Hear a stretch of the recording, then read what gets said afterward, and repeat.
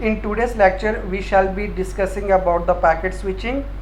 In previous lectures, we discussed about the circuit switching, which was originally designed for the voice traffic.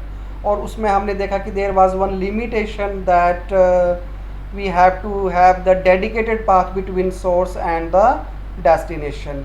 Then we discussed about the message switching, और उसमें क्या होता था कि message जो है complete as a single unit ही transmit होता था from source to destination. So those were some of the limitations of circuit switching and message switching. So today we will discuss about the third category of switching, that is packet switching. So first of all, what is packet switching and why we need packet switching. तो जैसे हमने अभी आपको बताया कि जो message switching में उसमें लार्ज स्टोरेज स्पेस हमें ज़रूरत पड़ती थी इंटरमीडिएट नोड्स में, कि जो इंटरमीडिएट नोड्स हैं उनको ये रिक्वायरमेंट थी कि उनको कंप्लीट मैसेज को स्टोर करना पड़ता था. So on the other hand in packet switching में क्या होता है कि जो मैसेजेस हैं those are divided into subsets of equal length. मतलब जो मैसेज है कंप्लीट, उस कंप्लीट मैसेज को ट्रांसमिट नहीं किया जाएगा, उस मैसेज के छोटे छोटे पैकेट्स बनाए जाएंगे, सबसेट्स बनाए जाएंगे ऑफ इक्वल लेंथ, और फिर वो वाले पैकेट्स हैं वो ट्रांसमिशन होंगे from source to destination. So this is the packet switching and why do we need it actually. So what is the basic idea of packet switching.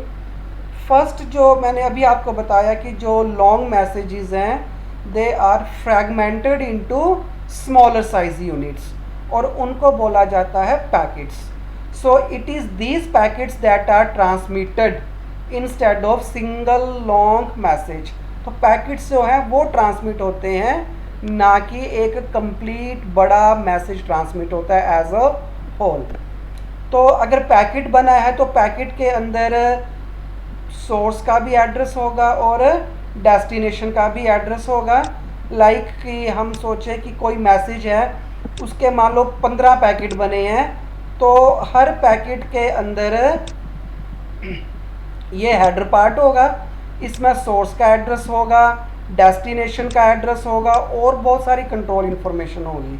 तो इसके दो पार्ट्स होंगे, एक हेडर पार्ट होगा और एक होगा पार्ट जिसमें पार्ट ऑफ द मैसेज, मतलब जो डाटा है वो एक्चुअल में ट्रांसमिट होगा. सो इस पॉइंट ऑफ व्यू से जो नेटवर्क बैंडविड्थ है that consumed is maximum in packet switching and obviously minimum in circuit switching, क्योंकि सर्किट स्विचिंग में हेडर्स वगैरह की ज़रूरत हमें बिल्कुल भी नहीं पड़ती. These packets would travel through different paths so as to arrive at the destination. मतलब ये ज़रूरी नहीं है कि जितने पैकेट्स बने हैं वो सभी के सभी एक ही रूट से ट्रांसमिट होंगे. All the packets can have the different paths to reach at the destination. The packets of the same message traveling through different paths may arrive at the destination at different times. अब देखिए कैसे, मान लो कि हमारे पास ये एक source है और मान लो ये मेरे पास एक डेस्टिनेशन है. तो सोर्स से कोई पैकेट, बड़े सारे पाथ हैं, तो वो ऐसे भी जा सकता है, कोई ऐसा पाथ भी हो सकता है, इसके लिए कोई पाथ ये भी हो सकता है. तो हो सकता है कि कोई पैकेट जो है, मान लो सेम मैसेज का P1 पैकेट है, वो ऐसे ट्रांसमिट हो रहा है, ये जो है मान लो इसके लिए ये P3 पैकेट के लिए बेस्ट पाथ है, और मान लो ये P4 के लिए बेस्ट पाथ है. तो कोई ज़रूरी नहीं है कि सारे के सारे पैकेट सेम पाथ से ही ट्रैवल करेंगे. अब क्योंकि डिफरेंट पाथ से जा रहे हैं तो डिफरेंट डिले हो सकती है डेस्टिनेशन पे पहुंचने के लिए. तो हो सकता है कि पैकेट अगर ये है तो हो सकता है कि पैकेट P4 पहले पहुंच जाए डेस्टिनेशन पे, उसके बाद पैकेट 1 पहुंच गया, और उसके बाद मान लो पैकेट नंबर 3 पहुंचा. So at the destination they can reach out of order. तो ये ज़रूरी नहीं है कि वो एक ही ऑर्डर में डेस्टिनेशन पे पहुँचें, क्योंकि हर पैकेट जो है वो अलग अलग रूट से डेस्टिनेशन को आ रहा है. So in order to deliver them to the destination they need to be ordered which requires extra processing, so more delay. अब ये जो हैं पैकेट पहुंचे डेस्टिनेशन पे, इनका ऑर्डर तो सेम नहीं है, प्रॉपर ऑर्डर नहीं है, तो इनको फिर हमें प्रॉपर ऑर्डर पे लाना पड़ेगा यूजिंग सम प्रोटोकॉल्स। तो उस प्रोटोकॉल्स को जो प्रोसेसिंग करेगी इनको एक सीक्वेंस में लाने के लिए, तो उसके लिए भी एक्स्ट्रा डिले होगा हमारे पास। So they need to be given the sequence number for reordering them. तो ये उनका सीक्वेंस नंबर है 1 2 3 4 and so on and on.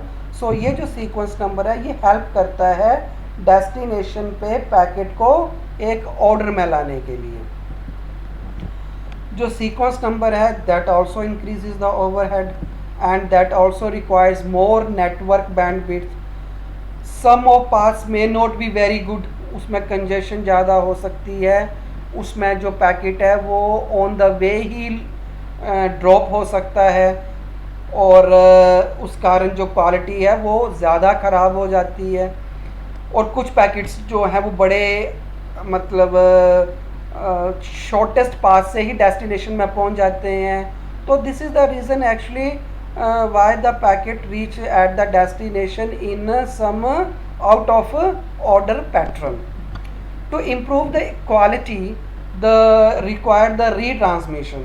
अगर कोई पैकेट लॉस्ट हो गया है तो क्योंकि उससे जब तक वो पैकेट कंप्लीट नहीं पहुंचेगा डेस्टिनेशन पे तो हमें कंप्लीट इन्फॉर्मेशन नहीं मिलेगी। मान लो कि एक पैकेट, देखो ये एक पैकेट सोर्स से डेस्टिनेशन में प्रॉपर पहुंच गया, कोई प्रॉब्लम नहीं आई। एक पैकेट था उसको कोई पाथ ही ऐसा मिला कि वो अभी यहाँ पे ड्रॉप हो गया, वो packet is lost actually due because of congestion bottlenecks and all. तो ये वाला पैकेट तो पहुँचा ही नहीं, इसका मतलब ये वाला पैकेट हमें दोबारा क्या करवाना पड़ेगा, रीट्रांसमिट करवाना पड़ेगा। तो रीट्रांसमिट करवाना पड़ेगा जब तक कि वो डेस्टिनेशन पे ना पहुँचे। और भी कारण हो सकते हैं पैकेट को रीट्रांसमिट करवाने के। हो सकता है कि सोर्स से पैकेट डेस्टिनेशन पे पहुंच गया लेकिन इसमें कोई एरर था। अब एरर था तो इसको पैकेट को हमें क्या करना पड़ेगा, दोबारा रीट्रांसमिट करवाना पड़ेगा। तो दोबारा ट्रांसमिट करवाना पड़ेगा तो दोबारा प्रोसेसिंग हो रही उसकी, तो दोबारा और डिले हो जाएगा। So this requires more processing time और उसके लिए ज़्यादा बैंडविड्थ की ज़रूरत पड़ेगी। लेकिन एडवांटेज क्या है, एडवांटेज इसकी ये है कि जो लिंक है वो जो है वो इंगेज नहीं होता पर्टिकुलर पैकेट के लिए फॉर अ लॉन्ग टाइम, कि एक पैकेट के लिए ही जो है लिंक है वो डेडिकेटेड नहीं होता। तो this is actually the advantage that was not available in packet switching. अब क्यों नहीं लिंक इंगेज होता फॉर द लॉन्ग टाइम, क्योंकि जो पैकेट्स हैं उनका जो साइज़ है they are actually small size के होते हैं। जैसे कि अब अगर आप ATM की बात करें असिंक्रोनस ट्रांसमिशन मोड, तो उसमें 53 बाइट्स का पैकेट होता है, फिक्स लेंथ का पैकेट होता है, उसमें 48 बाइट्स होते हैं डेटा के और 5 बाइट्स होते हैं हेडर के जहाँ पे सोर्स और डेस्टिनेशन का एड्रेस होता है। कोई IP पैकेट है उसका जो साइज़ होता है वो होता है अप्रोक्सीमेटली 64 किलोबाइट्स, मतलब 65,535 के बराबर। तो वो IP पैकेट है। अगर ईथरनेट है की बात करें तो उसका जो साइज़ होता है वो होता है 1500 बाइट। तो हम इसको बोल सकते हैं कि 15 KB का ईथरनेट का पैकेट होता है। तो मतलब डिपेंड करता है कि किस टाइप की ट्रांसमिशन है, उसके हिसाब से ही पैकेट का साइज़ होता है। सो 53 बाइट्स किसके लिए होता है, असिंक्रोनस ट्रांसमिशन मोड के लिए, 64 KB का होता है IP के लिए, और ईथरनेट के लिए होता है 15 किलोबाइट्स का। तो यही है कि मैसेज है, मैसेज के मान लो हमारे 4 पैकेट्स बने, तो हर पैकेट में एक हेडर होगा और कुछ पार्ट जो वो मैसेज का होगा। ऐसे 4 पैकेट्स में कंप्लीट मैसेज आएगा, लेकिन हर पैकेट के साथ एक हेडर होगा जिसके पास कोई कंट्रोल इन्फॉर्मेशन होगी, लाइक सोर्स का एड्रेस, डेस्टिनेशन का एड्रेस, और कोई जैसे कि CRC एरर्स वगैरह के लिए और बहुत सारी कंट्रोल इन्फॉर्मेशन होती है। अब होता क्या है कि जब पैकेट ट्रांसमिट होता है तो एक जो राउटर्स हैं जो बीच में काम करते हैं पैकेट्स को रूट देने के लिए, जब भी वो किसी पैकेट को रिसीव करते हैं तो वो उसके हेडर को एनालाइज करते हैं। वो एनालाइज किस लिए करते हैं? So that to know the destination address, कि उसका डेस्टिनेशन एड्रेस क्या है। और उस हर राउटर के पास एक इलेक्ट्रॉनिक टेबल होता है जिसको हम राउटिंग टेबल बोलते हैं। तो वो राउटिंग टेबल में मैप करता है डेस्टिनेशन एड्रेस को, कि उसके लिए आउट गोइंग पोर्ट कौन सा अच्छा है जिसके थ्रू उस पैकेट को फॉरवर्ड किया जाए। सो जब all the packets reach at the destination, headers are removed, क्योंकि हेडर्स का काम तो सिर्फ यही था कि उससे पता चल जाए राउटर्स को कि इसका डेस्टिनेशन क्या है। और जब वो डेस्टिनेशन पे पहुंच गया पैकेट तो हमें हेडर्स की कोई ज़रूरत नहीं होती। So at the destination the headers are removed and the packets are reassembled back into the original message based upon the sequence number stored in it, क्योंकि हर के पास एक सीक्वेंस नंबर होता है। तो सीक्वेंस नंबर पे को यूज़ करके हम जो आउट ऑफ ऑर्डर पैकेट पहुंचे हैं उनको हम रीऑर्डरिंग कर सकते हैं, so that we get some informative message.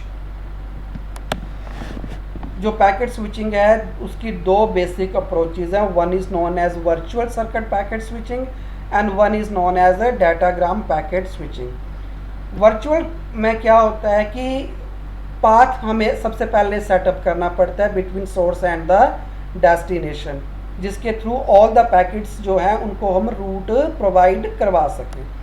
The connection appears to be dedicated physical circuit, but other communications may also be sharing the parts of the same path, hence it has got its name virtual circuit।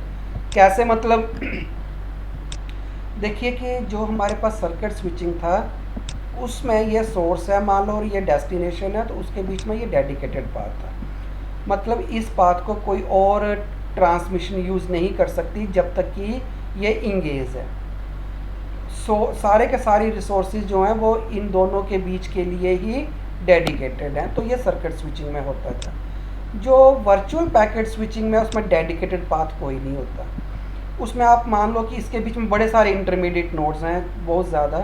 तो होता क्या है कि मान लो कि ये हमारे पास कुछ इंटरमीडिएट नोड्स हैं, तो इस नोड से लेके इस नोड तक मान लो कोई भी दो हम पर्टिकुलर नोड उठा रहे हैं, चाहे ये दो उठा लो चाहे ये दो उठा लो, इसके बीच में जो ये वाला पाथ है ना, ये पाथ डेडिकेटेड नहीं है। इस पाथ के अंदर बड़े सारे चैनल्स बने होंगे। जैसे मान लो कि मैं अभी बताता हूँ, मान लो कि उसके अंदर ना 3 चैनल्स बने हुए हैं इस पाथ के अंदर, और हर का एक आइडेंटिफायर होगा। जैसे मान लो 1 2 3, इसको बोलते हैं वर्चुअल सर्किट आइडेंटिफायर। तो इस पाथ के अंदर बड़े सारे चैनल्स बने हुए हैं। इसका मतलब अभी मैंने अगर डिस्कस किया कि 3 चैनल, इसका मतलब एट ए टाइम 3 ट्रांसमिशंस हो सकती हैं। So this is not the dedicated actually, इसलिए इसका नाम क्या है? Virtual circuit. ये सारा एक कंप्लीट फिजिकल सर्किट नहीं है, it has been shared by number of transmissions, so that's what it is known as a virtual circuit. अब इसके 3 फेसेस जो हमने अभी बात की, फर्स्ट फेस है इसका setup phase, that is used to set up a route between the intermediate nodes for all the packet passed during the session. ये बड़ी ज़रूरी आपके लिए ज़रूरी चीज़ है कि इसमें जो सेटअप फेस है that is setup between the intermediate nodes. Circuit switching में क्या होता था कि the initial setup phase is used to set up a route between the source and the destination, but here the route between the intermediate nodes।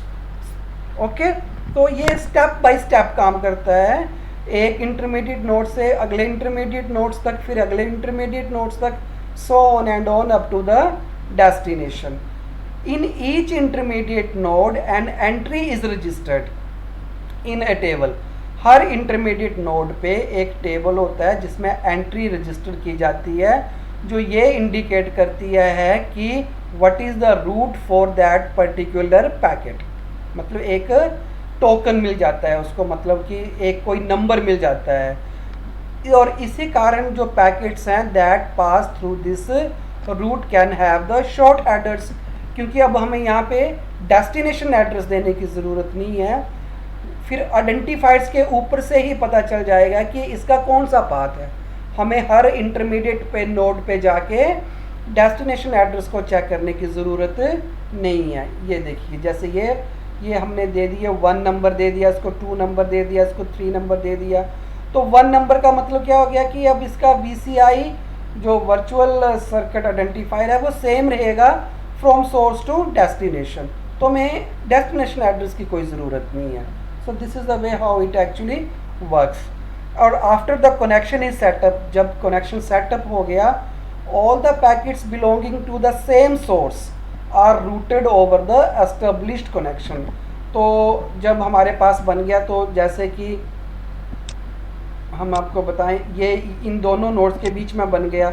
मान लो कि आगे एक node ये था, तो ये और इस नोड के बीच में अब ये 1 नंबर पैकेट, मतलब सारे पैकेट जो 1 नंबर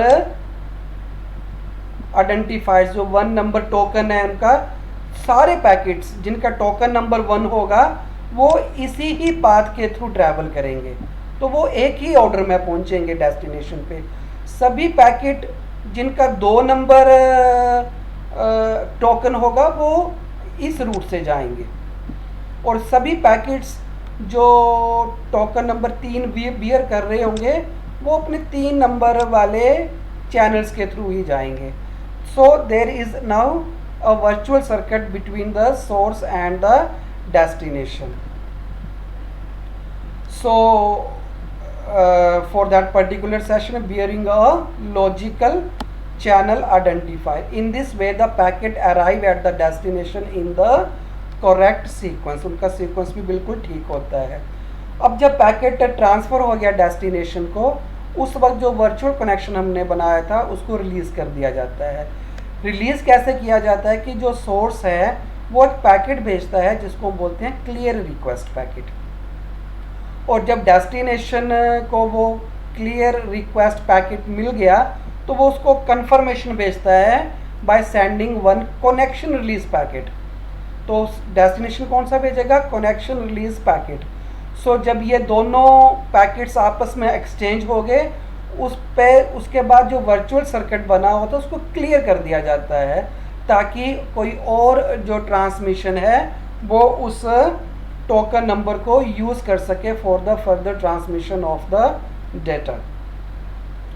दिस अप्रोच जो है वर्चुअल सर्किट की, that is slower than the circuit switching. क्यों? Since the different virtual circuits में compete over the same resources. क्योंकि सर्किट स्विचिंग में तो रिसोर्स डेडिकेटेड थे, कोई शेयरिंग थी ही नहीं, लेकिन सर्किट स्विचिंग में जो डिफरेंट वर्चुअल सर्किट हैं they can compete for the same resources.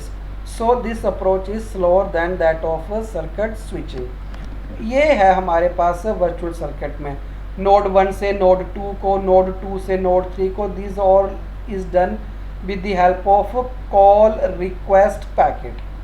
अब उसके बाद कॉल एक्सेप्ट पैकेट है, वो इंटरमीडिएट नोड्स आपस में एक्सचेंज करते हैं। मतलब नोड 4 नोड 3 को भेजेगा, नोड 3 नोड 2 को भेजेगा, कुछ प्रोसेसिंग करेगा, कुछ डिले होगी उस कारण, और उसके बाद नोड 2 जो है वो नोड 1 को भेजेगा।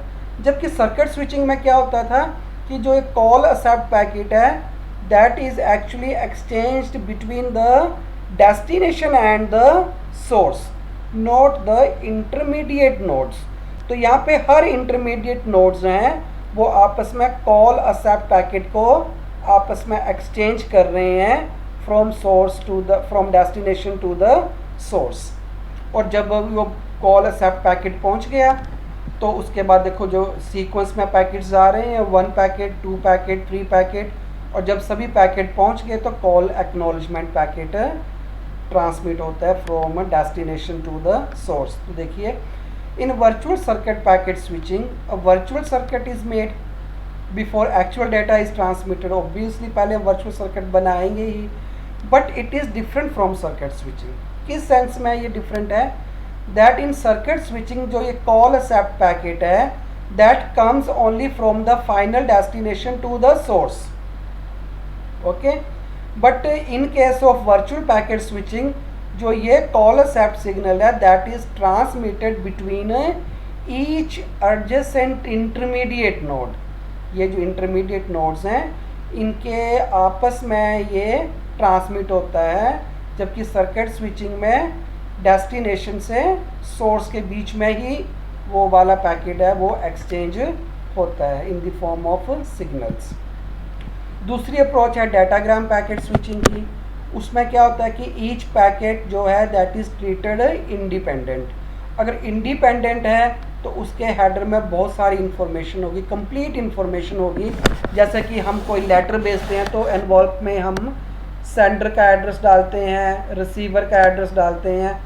सेम यहाँ पे काम करता है कि हमें डेस्टिनेशन का भी एड्रेस चाहिए उस पैकेट के अंदर, सोर्स का भी चाहिए और भी बड़ी सारी इंफॉर्मेशन चाहिए। और जितने भी इंटरमीडिएट नोड्स हैं जो मोस्टली राउटर्स होंगे या हम उसको हॉप्स भी बोल देते हैं, वो एग्जामिन करता है हेडर को और डिसाइड करता है कि उसके लिए कौन सा पाथ बेस्ट रहेगा डेस्टिनेशन पे पहुंचने के लिए। So in the decision 2 factors are taken into account. कौन कौन से? फर्स्ट है कि शॉर्टेस्ट वे कौन सा होगा पैकेट को डेस्टिनेशन तक पहुंचने के लिए। उसके लिए कुछ प्रोटोकॉल्स की ज़रूरत पड़ती है जिसको बोलते हैं राउटिंग इंफॉर्मेशन प्रोटोकॉल या open shortest path first. So these are use to determine the shortest path की उसको सोर्स से डेस्टिनेशन तक जाने के लिए कौन सा जो पाथ है वो शॉर्ट रहेगा। Finding a free node to pass the packet to, in this way the bottlenecks are eliminated. ये स्टेप क्या बोलता है? ये स्टेप ये बोल रहा है, ये डिसीजन, कि मान लो ये कोई इंटरमीडिएट नोड है और मान लो ये डेस्टिनेशन है और ऐसे इसको ये 2 इंटरमीडिएट नोड्स हैं और मान लो कि यहाँ पे और एक और भी रास्ता है जिसके थ्रू 3 इंटरमीडिएट नोड्स आ रही, मतलब या तो ये इसके थ्रू इसको पैकेट को भेजता है, इसमें 3 इंटरमीडिएट नोड्स आ रही हैं, तब ये डेस्टिनेशन पे पहुंच रहा है। मान लो कि लंबा एक पाथ है और एक पाथ ये है कि सिर्फ 2 ही इंटरमीडिएट नोड्स आ रही हैं और ये शॉर्टेस्ट पाथ बन रहा है इसके लिए डेस्टिनेशन तक पहुंचने के लिए। अब होता है क्या कि पैकेट, मान लो कि 1 नंबर पैकेट, मान लो कि कोई पैकेट आया, मान लो कि 4 नंबर पैकेट आया, तो इस राउटर ने ये सोचा कि ये वाला इसके लिए शॉर्टेस्ट पाथ है तो इसको इसके थ्रू भेज दिया उसने। उसके बाद मान लो कि 1 नंबर पैकेट आया, उसने भी इसको इसके थ्रू भेज दिया। अब मान लो कि कोई और पैकेट आया, 3 नंबर पैकेट आया, उसने इसको भी इसके थ्रू भेज दिया। अब ये हुआ कि जो ये वाला पाथ है इस पे लोड बहुत बढ़ गया है। अब यहाँ पे चांसेस बहुत हैं कि अगर कोई और पैकेट भेजूँ तो वो भी क्यू में लग जाएगा, उसको भी प्रोसेसिंग के लिए बहुत टाइम लगेगा और हो सकता है कि वो पैकेट ड्रॉप ही हो जाए। पर ये वाली नोड जो थी ये फ्री नोड थी, इसके पास कोई पैकेट नहीं पहुंचा हुआ। तो डिसीजन क्या होना चाहिए कि मान लो कोई और पैकेट आता है सेम मैसेज का, क्योंकि एक मैसेज के बड़े सारे पैकेट्स हैं। मान लो कोई 2 नंबर पैकेट इसके पास आया तो इसने देखा कि ये वाली जो लाइन है, लिंक है, ये बहुत बिजी हो गया है तो ये वाला फ्री है, तो वो इसके थ्रू इस पैकेट को भेज सकता है ताकि इसके जो ड्रॉप होने के चांसेस हैं वो बहुत कम हो जाएं, क्योंकि इसको इस रूट पे तो कंजेशन बहुत मिलेगी, बहुत मतलब रशी है यहाँ से ये वाला लिंक। लेकिन ये वाला लिंक फ्री था, ऑल्दो कि it was some of longer distance, लेकिन ये फ्री नोड था। तो उसने ये डिसीजन लिया कि instead of sending the packet through this route I could send it through this.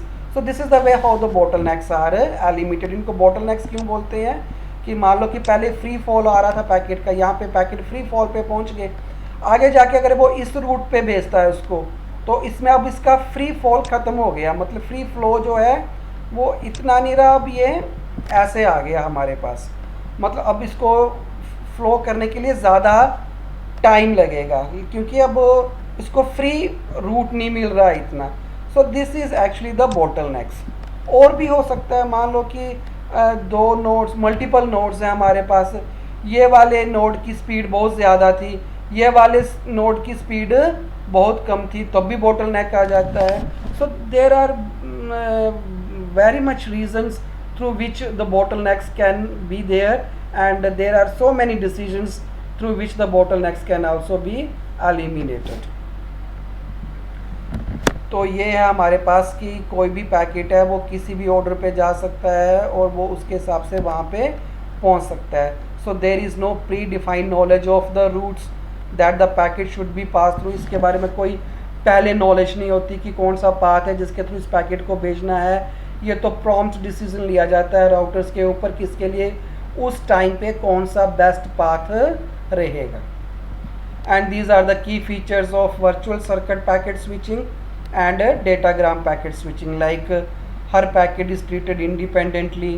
There is no correlation between the previous packet that a router got or the next packet which has been forwarded. So there is no correlation between the packets. All packets are treated independently. जो setup phase है that is not required, so that phase is also avoided. It is more flexible and reliable. Flexible in the sense कि कोई root बहुत busy है तो ज़रूरी नहीं है कि उसको उसी रूट से ही डाटा भेजना है, वो कोई अल्टरनेट रूट भी ले सकता है डेस्टिनेशन के लिए, so that the packets can reach to its destination. और रिलायबल है ये. रिलायबल इन द सेंस कि एक ही बात तो है नहीं है कि उसी के थ्रू उसको डाटा भेजना है. एट द गिवन टाइम कौन सा पाथ उसके लिए बेस्ट है वो डिसीजन लेके उस पैकेट को वो भेज सकता है डेस्टिनेशंस के लिए. सो this is all about the packet switching. Thanks for watching.